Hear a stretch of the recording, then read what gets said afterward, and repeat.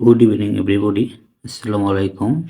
Hello, dear viewers and learners. Hope you are fit and fine by the grace of Almighty Allah. I am also well by His grace. Dear learners, today we are going to discuss on English first paper. The passage name is 21st February. Okay, dear learners, let's get started our class.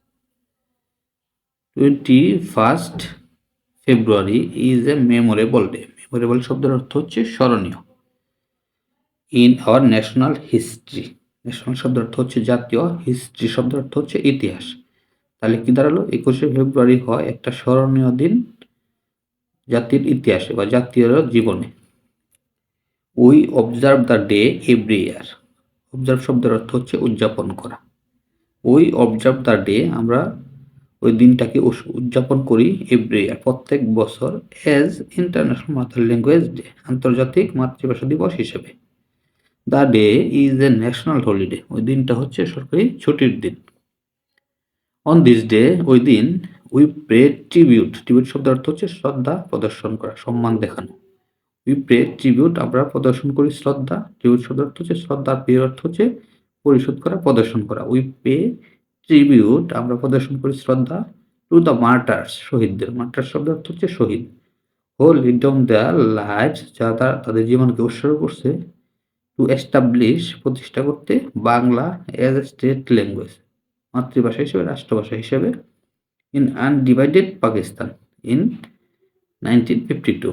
অর্থাৎ এই দিনে আমরা কি করি? শহীদদের প্রতি শ্রদ্ধা প্রদর্শন করি, যারা তাদের জীবনকে আত্মোৎসর্গ করেছে বাংলাকে মাতৃভাষা হিসেবে, রাষ্ট্র হিসেবে প্রতিষ্ঠা করার জন্য 1952 সালে অবিভক্ত পাকিস্তানে, অর্থাৎ পূর্ব পাকিস্তান, পশ্চিম পাকিস্তানে, এই দুইটা পাকিস্তান একসাথে ছিল। তখন আমরা, যারা বর্তমান বাংলাদেশ, তাদের অংশের মাতৃভাষা ছিল কি? বাংলা। বাংলাকে তারা কি রাষ্ট্রভাষা প্রতিষ্ঠার জন্য আন্দোলন করেছিল 1952 সালে। The struggle to achieve our language, কি বলছে? The struggle to achieve our language, আমাদের মাতৃভাষা অর্জনের এই সংগ্রাম, rights is known as the language movement, অর্থাৎ আমাদের নিজেদের মাতৃভাষা আদায়ের অধিকারের আন্দোলন সংগ্রাম মূলত পরিচিত ভাষা আন্দোলন হিসেবে। The seed of the language movement, ভাষা আন্দোলনের বীজ, ওয়াজ শন, বপন করা হয়েছিল, অন 21 মার্চ 1948, অর্থাৎ ভাষা আন্দোলনের সংগ্রাম মূলত 1948 সালের 21শে মার্চে বপন করা হয়েছিল।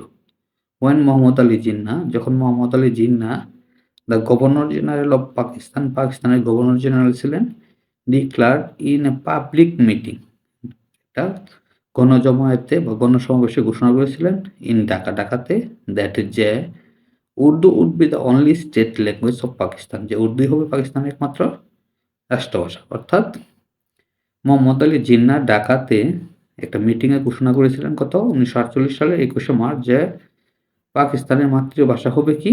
উর্দু। আর তখন থেকে মূলত ভাষা আন্দোলন কি? বীজ বপন শুরু হয়েছিল। The declaration raised A Sturm of protest in the eastern part of the country, অর্থাৎ দেশের পূর্ব পাটে, অর্থাৎ পূর্ব পাকিস্তান যেটা আমরা, পূর্ব পাকিস্তানের অংশে তখন এই ঘোষণা কি? বিশাল জ্বর বয়েছিল, একটা আন্দোলনের সংগ্রাম বৃদ্ধি করেছিল। দ্য প্রটেস্ট কন্টিনিউড ননস্টপ, অর্থাৎ সংগ্রামটা বিরামহীনভাবে চলেছিল। Gathering momentum day by day, অর্থাৎ এবং এটা দিনের দিন কি হয়েছিল? স্মরণীয় হয়ে উঠেছিল, এরকম বিশাল আকার ধারণ করেছিল। ইট টার্নড ইনটু এ মুভমেন্ট, এবং এটা আন্দোলনের রূপ নিয়েছিল, and raised it's climax in 1952, এবং ইহা 1952 সালে সর্বোচ্চ চূড়ায় পৌঁছেছিল। কি আন্দোলন? কিসের? জিন্নার ঘোষণার বিরুদ্ধে যে আন্দোলন, ভাষা আন্দোলন, মূলত এটাকেই মিন করছে। The government outlawed all sort of public meetings and rallies to stop it, অর্থাৎ গভর্নমেন্ট কি করেছিল? নিষিদ্ধ করেছিল all sort of public meeting, সকল ধরনের জমায়েত, and rallies to stop it, এবং সকল ধরনের সভা সমাবেশ বন্ধ করতে, মিটিং মিছিল বন্ধ করতে।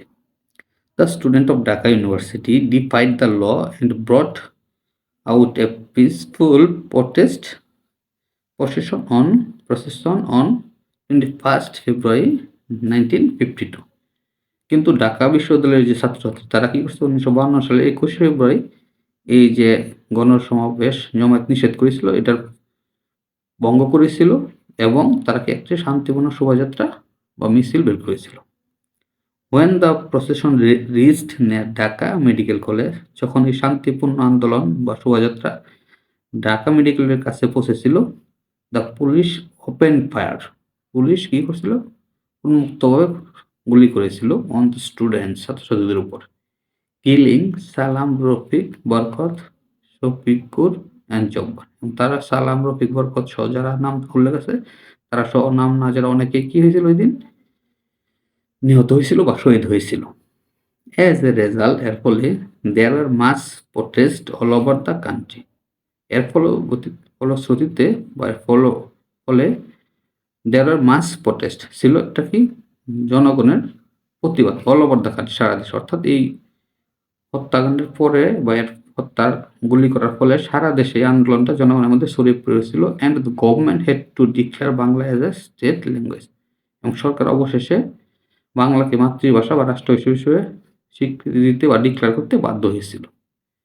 This kind of sparkle of independence movement of Bangladesh. এটা হচ্ছে বাংলাদেশের স্বাধীনতা আন্দোলনের স্ফুলিঙ্গ বা আগুন এখান থেকে কি হয়েছিল ছড়িয়েছিল বা বপন করা হয়েছিল। Dear learners, thanks for staying and listening me.